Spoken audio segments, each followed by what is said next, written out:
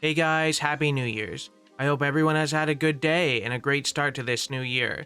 I don't know about you guys, but I have a great feeling 2025 is going to be better. Maybe it's because it's the year of the snake and that's my Chinese zodiac, or maybe I'm just feeling optimistic with how my life in YouTube is going.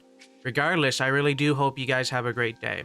Also, now since the holiday season is coming to an end, you can expect consistent videos on Monday or at the latest Tuesday covering and keeping up to date with the latest Drama Queen chapters.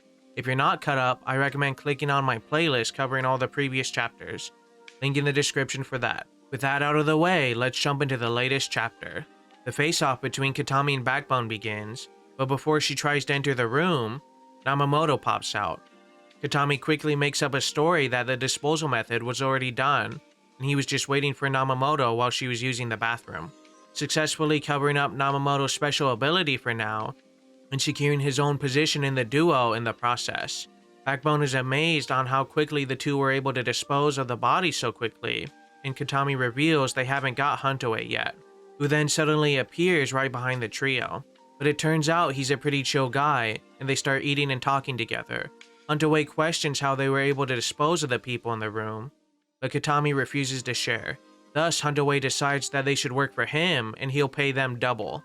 Katami again refuses this, but to his and Backbone's shock, Namamoto states that if Huntaway brings her aliens every day, she'll think about it, causing Huntaway to take a liking to her, and Katami and Backbone to be taken away. As this is happening, Katami thinks to himself the motivation behind Namamoto, and he realizes all she really cares about is eating food. She doesn't really have anything to gain with teaming up with either him or Backbone, as long as her needs are met. Then Katami gets knocked out and wakes up tied to a chair in a room with Backbone. Backbone questions Katami on what Namamoto's goals are, and he shares that he thought they were after the same dream, and that dream was to get rid of the aliens in this city. Backbone pushes back on this dream, but he doesn't care. Katami states while remembering his family that he loves his city and he feels like his home is being invaded. How could he not be angry? Backbone comments that this dream is more gruesome than just being in it for the money. We then cut back to Namamoto hanging out with Huntaway, learning more about different aliens that he's associated with, promising that he'll set them up together, but Namamoto wants them brought to her dead. Then on the last page of this chapter, we are back to Backbone and Katami.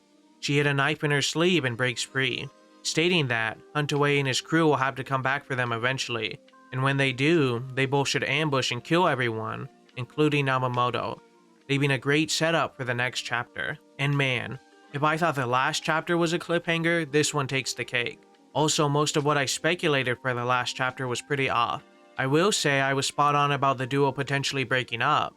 I wish there was just a little bit of a scuffle between Katami and Backbone. I'm noticing that the author is teasing for a lot of things to happen, and then doing the old bait and switch. Like instead of a fight breaking out between Katami and Backbone, it was more of a gag. Or with Huntaway appearing instead of chaos ensuing, they were sharing a meal together. Albeit with tension in the air, of course. But again, with this manga, you think things are gonna go one way, and they just go in the complete opposite direction. Now, if I had to guess if Namamoto really betrays Katami, I would think probably not. I mean, Katami is still tied up and we haven't heard his reply to Backbone. He has his doubts while he was being dragged away, but as of right now, Namamoto is the only person he has that has understood and helped him achieve his dreams, and related to him at least somewhat on an emotional level. Also, I don't think Katami could hurt Namamoto, mainly due to the fact that Namamoto reminds him of his dead sister. So maybe if Backbone threatens him, he'll falsely agree in order to help her, and then betray Backbone and try to save Namamoto. I also like the fact that Katami doesn't want to kill all the aliens, just the ones in his town, which if the manga is still being accused of racism, I could still kind of see it, but I think regardless, people can relate to places changing and wanting to keep them the same, or preserving how they remember them. And again, the aliens don't really depict a demographic or specific group of people, just more of a feeling of tribalism or one group versus another. Something that will always happen as long as there are two people in this world. I also really don't see Namamoto being violent in any way towards Katami. If anything, I think the whole situation is more weaponized incompetence on her part, and she'll probably just annoy or try to eat Huntaway, causing him to toss her out or return her to Katami and Backbone. because she's too crazy or unhinged. In regards to Backbone, she's still kind of a loose cannon. I think her goals are the same overall, which is to get the disposal method. Probably she's just going to try to convince Katami to betray Namamoto and just share the secret with her, promising to keep him alive at first and then trying to betray him later when the situation is over and she learned the secret. Or it could be that she tries to save them both, taking them back to base and separating the two and then learning the secret from them. This could all be a 5D chess move by Katami and Namamoto, like something along the lines of a flashback sequence that, gee, this seems kinda sus, let's play along, but always plan on being friends. But only the author really knows what's gonna happen. The only other crazy prediction I could make for the next chapter, and it'd be kinda based if this did happen, would be killing off one of the 3 characters. If he were to do it, and I had to guess, it would be Namamoto. This would give the fuel to Katami to go all the way and become the ultimate disposal man.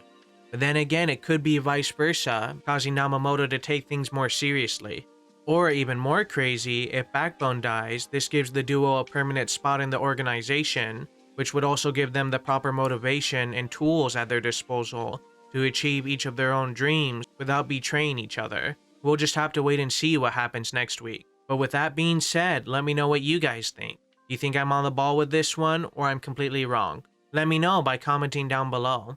As always, thank you for watching. I've been Boogdagoob. Peace.